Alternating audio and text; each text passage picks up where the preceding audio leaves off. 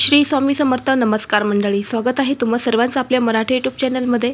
स्वामी महाराजांच्या कृपेने तुमच्या सर्व चांगल्या इच्छा पूर्ण हो ही स्वामींच्या चरणी प्रार्थना करते आणि आज या नवीन व्हिडिओला सुरुवात करते. येत्या 9 एप्रिलला म्हणजेच मंगळवारी या दिवशी आलेला आहे गुढीपाडवा. गुढीपाडवा या सणाला आपल्या हिंदू धर्मामध्ये अतिशय महत्त्व हे दिलं जातं. गुढीपाडवा हे पिकांच्या कापणीचं प्रतीक आहे. याच दिवशी भगवान ब्रह्माने ब्रह्मांडाच्या निर्माणाची सुरुवात केली होती. छत्रपती शिवाजी महाराज यांच्या विजयाचं प्रतीक म्हणूनही महाराष्ट्रात गुढीपाडवा हा साजरा केला जातो. तसेच गुढीपाडवा आपण वाईटावरती चांगल्याची मात म्हणून साजरा करत असतो. घरावर गुढी उभारल्याने नकारात्मक शक्ती दूर होतात, जीवनात समृद्धी येते, सौभाग्य मिळतं असं मानलं जातं. या दिवसापासून वसंत ऋतूची सुरुवात होते.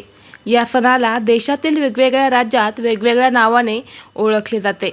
मराठी कॅलेंडरनुसार गुढीपाडवा हा वर्षातील पहिला सण मानला जातो. या दिवशी गुढीची पूजा करून अनेक वेगवेगळे उपाय आणि सेवासुद्धा केले जातात.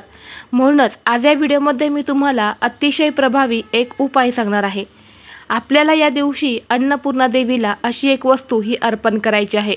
जर गुढीपाडव्याला आपण ही एक वस्तू अन्नपूर्णा मातेला अर्पण केली तर रात्रीतून आपलं नशीब हे बदलल्याशिवाय राहणार नाही आणि पुढील 7 पिढ्या आपल्याला धनधान्य, संपत्ती, पैसा हा कमी पडणार नाही.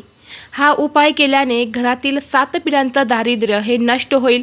असा हा अतिशय प्रभावी उपाय मी तुम्हाला आज या व्हिडिओमध्ये सांगणार आहे. त्यामुळे तुम्ही व्हिडिओ शेवटपर्यंत नक्की पहा. चॅनलवरती नवीन असाल तर सबस्क्राईब करा आणि असेच माहितीपूर्ण व्हिडिओ पाहण्यासाठी बेल आयकॉनला प्रेस करा. म्हणजे जेव्हा कधी मी नवीन व्हिडिओ अपलोड करेल त्याचं नोटिफिकेशन सर्वात अगोदर तुम्हाला भेटेल आणि तुम्ही एक पण व्हिडिओ मिस करणार नाही. तर पहा, आपल्याला गुढीपाडव्याच्या दिवशी सकाळी लवकर उठायचं आहे. अगदी ब्रह्ममुहूर्तावरती आपल्याला सकाळी उठायचं आहे. उठल्यानंतरनं आपल्याला स्नान करायचं आहे. त्यानंतर आपल्याला घरातील गुढी जी आहे तर ती सजवायची आहे. गुढी पारंपरिक पद्धतीने बांबूद्वारे तयार केली जाते आणि आपल्याला बांबू लावूनच ही गुढी जी आहे तर ती उभारायची आहे. गुढीवर चांदी, तांबे किंवा पितळेचा तांब्या उलटा हा ठेवला जातो आणि त्यावर स्वस्तिक तयार केले जाते. तसेच त्या गुढीला कपड्यांनी, कडुलिंबाचा पाला, आंब्याची पानं किंवा फुलांनी सजवले जाते. गुढी ही सजवल्यानंतर उभारली जाते. घराच्या बाहेर उंचावर ही गुढी लावली जाते आणि यानंतर त्या गुढीची पूजा ही केली जाते. तसेच या दिवशी गुढीला गोडाधोडाचा नैवेद्यसुद्धा अर्पण केला जातो. अशा पद्धतीने आपल्याला गुढीची पूजा करायची आहे आणि यानंतरच आपल्याला हा उपाय जो आहे तर तो करायचा आहे. या दिवशी अन्नपूर्णा मातेची पूजा करायला विशेष महत्त्व दिलं जातं. असं मानले जाते की आपण या दिवशी ही पूजा जर केली तर आपल्या घरात कधीही धान्य आणि अन्नाची कमतरता ही भासत नाही. तसेच घरी बनवलेले अन्न हे देखील वाया जात नाही.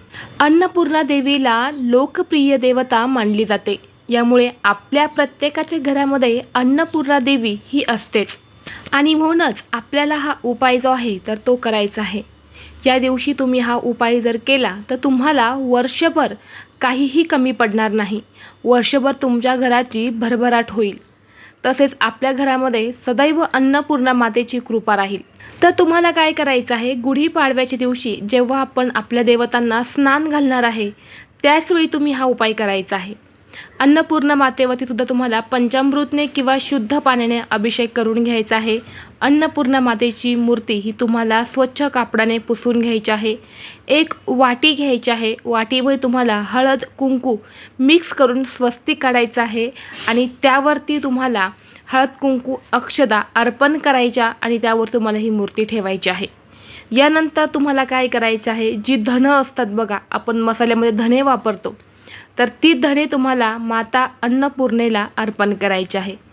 ही धने तुम्हाला इतकी अर्पण करायची आहेत की संपूर्ण तिच्या खांद्यांपर्यंत हे धने येतील. या दिवशी माता अन्नपूर्णेला धने अर्पण करायला विशेष महत्त्व आहे. ही धने तुम्ही अर्पण केल्यानंतर तुम्हाला काय करायचं आहे, माता अन्नपूर्णेला हळदी कुंकू लावायचं, धूप दीप अगरबत्ती ओवाळून घ्यायची, पूजा करून घ्यायची आणि यानंतर एक प्लेट घ्यायची. प्लेटमध्ये तुम्हाला तुमच्या घरामध्ये जेवढे धान्य असेल, गहू, ज्वारी, बाजरी, तांदूळ जे पण धान्य असेल ते तुम्हाला एका प्लेटमध्ये तुम्हाला ठेवून माता अन्नपूर्णेच्या मूर्तीसमोर तुम्हाला ठेवायचे आहे. यानंतर काय करायचं, तुम्हाला मूर्ती जी आहे त्या वाटीमध्ये तुम्ही ठेवलेली त्या वाटीसहित तुम्हाला मूर्ती उचलून घ्यायची आहेत आणि तुमच्या स्वयंपाकघरामध्ये तुम्हाला अशा ठिकाणी ठेवायचे आहेत की जिथे कुणाला दिसणार नाही.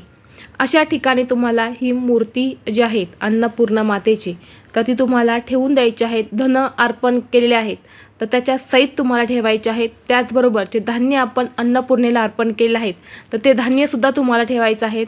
आणि तुमच्या स्वयंपाकघरामध्ये तुम्ही कोणत्याही कोपऱ्यामध्ये ही मूर्ती ठेवायची आहेत. फक्त इतर कुणाला दिसणार नाही अशा पद्धतीने तुम्हाला फक्त या गुढीपाडव्याच्या दिवशी ठेवायचे आहे. दुसऱ्या दिवशी तुम्हाला तिथून ती मूर्ती बाहेर काढायची आहेत. आणि यानंतर पहा, जे धान्य आपण अर्पण केलं आहे तर ते धान्य तुम्हाला पक्ष्यांना खाऊ घालायचं आहेत. जी धनं आपण अर्पण केलेली होती त्यातली काही धनं ही तुम्हाला एका लाल कपड्यामध्ये बांधून तुमच्या पैशांच्या तिजोरीमध्ये ठेवायची आहेत. बाकीची धनं जी आहेत तर ती तुम्हाला तुमच्या घरामध्ये असणाऱ्या ज्या कुंड्या असतात तर त्या कुंड्यामध्ये तुम्हाला टाकायच्या आहेत. आणि त्याची तुम्हाला रोप झाडं जे आहेत आपण त्याला कोथिंबीर म्हणतो तर ती तुम्हाला तयार करायची आहे. असं केल्याने आपल्या घराची सुरक्षा वाढते, आपलं कुटुंब हे निरोगी राहतं. घरामध्ये कधीही अन्नधान्यांपासून व्यक्तींना बाधा होत नाही. अन्नपूर्णा मातेची कृपा जी आहे तर ती सदैव आपल्यावरती राहते. यामुळे असा एक छोटासा उपाय आपल्याला गुढीपाडव्याच्या दिवशी करायचा आहे. त्याचबरोबर जर तुमच्या घरात काही कीड पडलेले धान्य असेल, खराब झालेलं पीठ असेल तर ते सुद्धा तुम्हाला या दिवशी बाहेर काढायचं आहे. चुकूनही खराब झालेल्या जे धान्य असेल तर ते आपल्या घरामध्ये आपल्याला ठेवायचं नाही. ही धने तुम्ही दुसऱ्या दिवशी काढून घेतल्यानंतर पुन्हा आपल्याला पांढरे शुभ्र असे तांदूळ घ्यायचे आहेत. आणि या तांदळामध्ये अन्नपूर्णा मातेची मूर्ती ठेवून तुमच्या देवघरामध्ये तुम्हाला नेहमीच्या जाग्यावरती ठेवून द्यायची आहे. आणि असा एक छोटासा उपाय आपल्याला गुढीपाडव्याच्या दिवशी करायचा आहे. हा उपाय नक्की करून पहा. फक्त वर्षातून एकदाच करता येणारा उपाय आहे हा. आणि हे धन अर्पण केल्याने आपल्या घरामध्ये धनधान्य कधीही कमी पडत नाही. अन्नपूर्णा मातेची मूर्ती ही आपल्या प्रत्येकाच्या घरामध्ये असतेच. ज्यांच्या घरामध्ये नसेल त्यांनी या गुढीपाडव्याच्या दिवशी आवर्जून घरी खरेदी करून आणा. जर तुम्हाला हा व्हिडिओ आवडला तर लाईक करा, चॅनलवरती नवीन असाल तर सबस्क्राईब करा आणि हा व्हिडिओ आपल्या मित्रपरिवारासोबत शेअर करा. चला तर मग भेटू असंच पुढल्या एका नवीन व्हिडिओमध्ये. तोपर्यंत सर्वांना श्री स्वामी समर्थ.